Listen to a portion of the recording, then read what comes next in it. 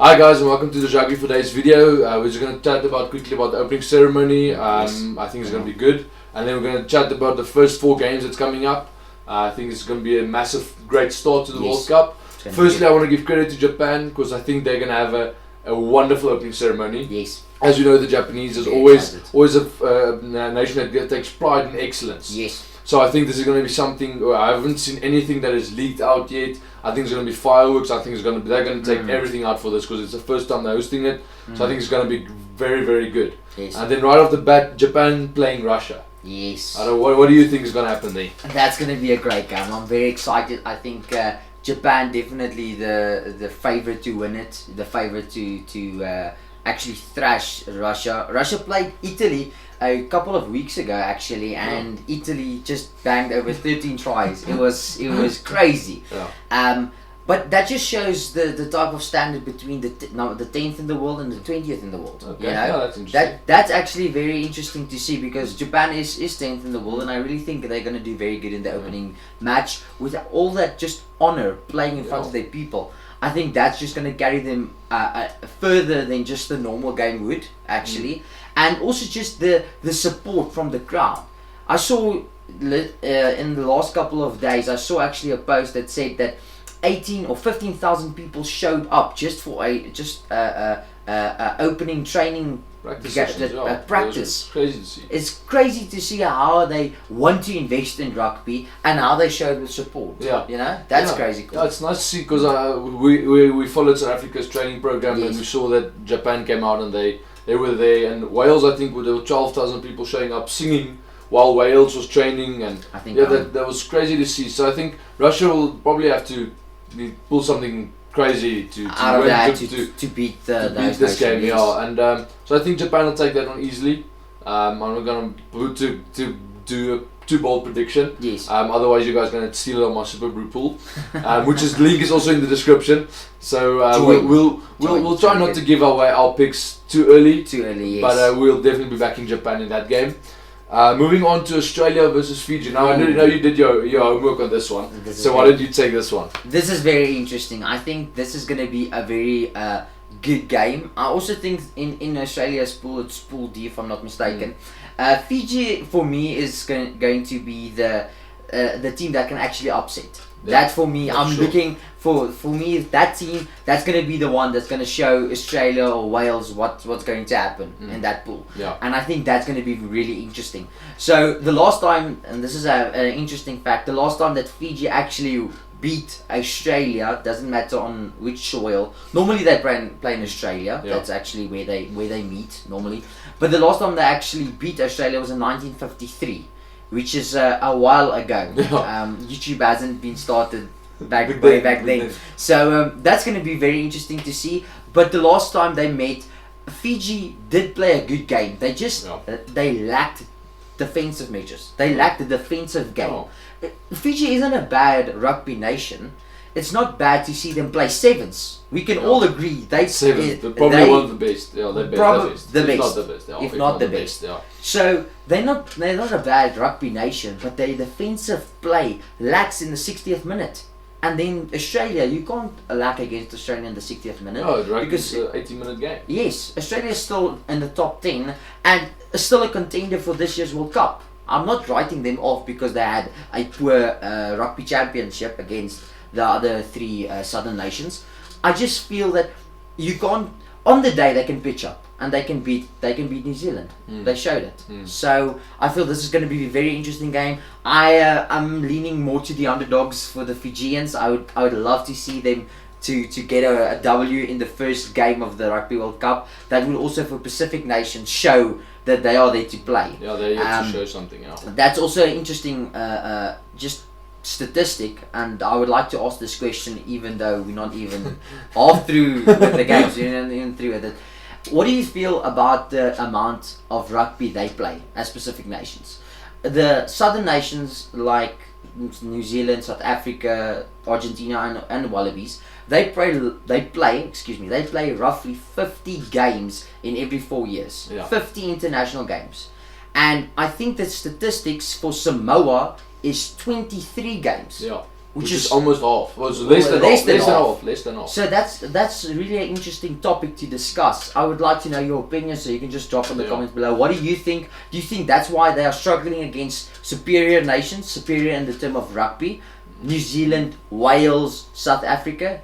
Or can the Pacific Islanders actually play much better rugby if they had the same playing field? The same exposure, yeah. Same exposure. Yeah. So that's really an interesting I topic. think that's why Fiji. I think because that's the funny use now. I think Fiji was somewhere about 30 games in 4 years. Yes. Which is quite getting up there, but not 50 games. So that's why they are more likely to upset someone like a Samoa or a Tonga or someone. Yes. And they'll rather be the team that upsets Australia. Yes. Rather than a Samoa than a Tonga. Let me just get that clear there. And but I think Fiji. I hope they upset. I really hope they upset. Yes.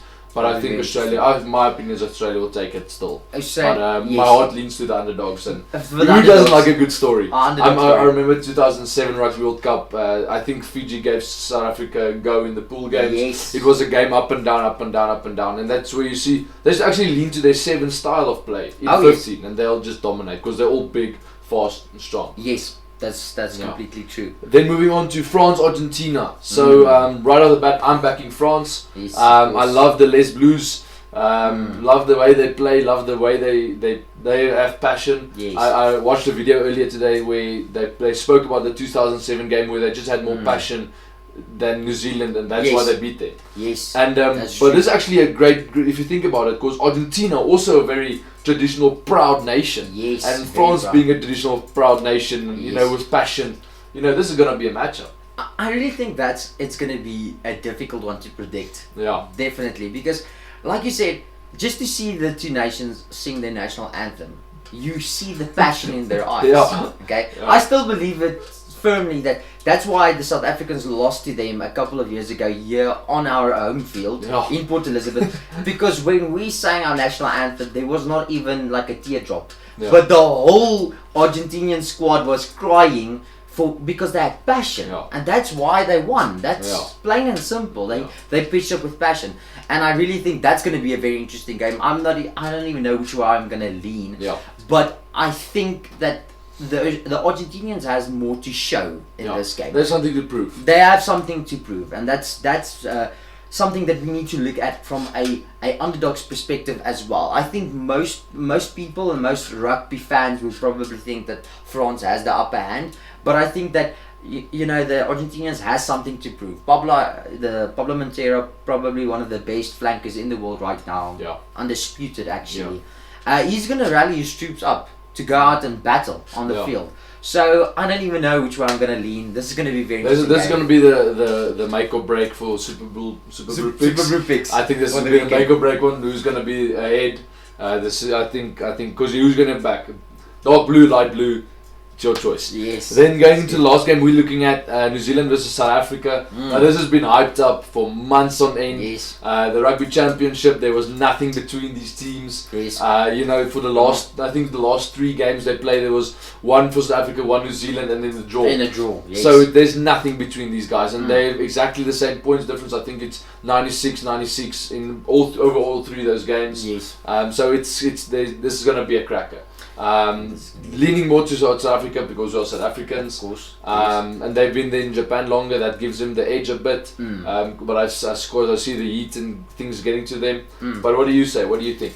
I think we shouldn't underestimate the Kiwis. Of course not. This is still a team, and with so much respect towards them, almost hold the number 1 ranking for 10 years. That's crazy. I think it was 509 weeks or something like that. They actually held the number 1 spot in the world, which is phenomenal. That's a team full of passion, full of culture, and the winning culture at that. That's what they do. They win. So for me personally, I think it's going to be a battle. I think this is going to be the decider between the last couple of matches, like Daniel said.